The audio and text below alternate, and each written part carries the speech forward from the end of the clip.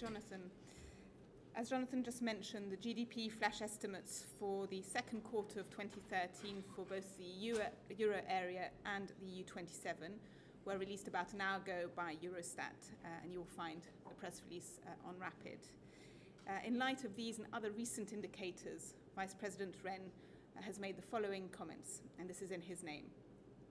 Today's figures, when combined with other recent positive survey data, are encouraging and suggest the European economy is gradually gaining momentum. They support the European Commission's 2013 spring forecasts and its projections for a subdued, mild recovery in the second half of 2013. The data supports also, in my view, the fundamentals of our crisis response. A policy mix where building a stability culture and pursuing structural reforms supportive of growth and jobs go hand in hand. This slightly more positive data is welcome, but there is no room for any complacency. Self-congratulatory statements suggesting that the crisis is over are definitely not for today. There are still substantial obstacles to overcome. The growth figures remain low, and the tentative signs of growth are still fragile.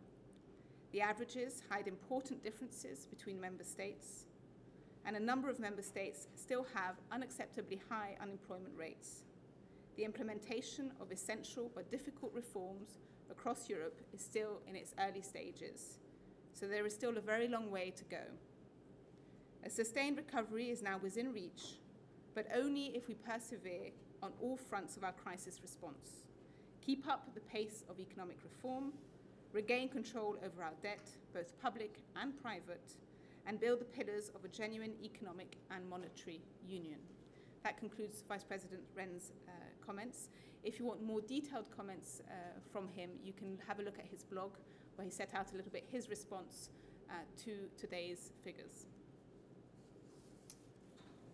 Thank you, Chantal. Any questions on this issue? Yeah, please go ahead. Christian Sachsinger, German radio broadcasting.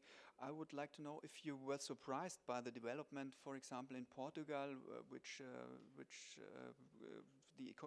where the economy grew 1%, and in Spain and Italy, which showed almost stability. Spain and Italy, the figures are very much in line with our own forecasts, and our position remains that set out in the country-specific recommendations. For Portugal, yes, the figures are slightly better than expected, perhaps can be explained by slightly better performance of the external sector, with exports growing more than expected in spring. But we need to be very careful not to draw any conclusions at this stage and wait for the remainder of the year until more information is available to have a full assessment of the Portuguese situation. Thank you, Chantal. Any further questions on this issue?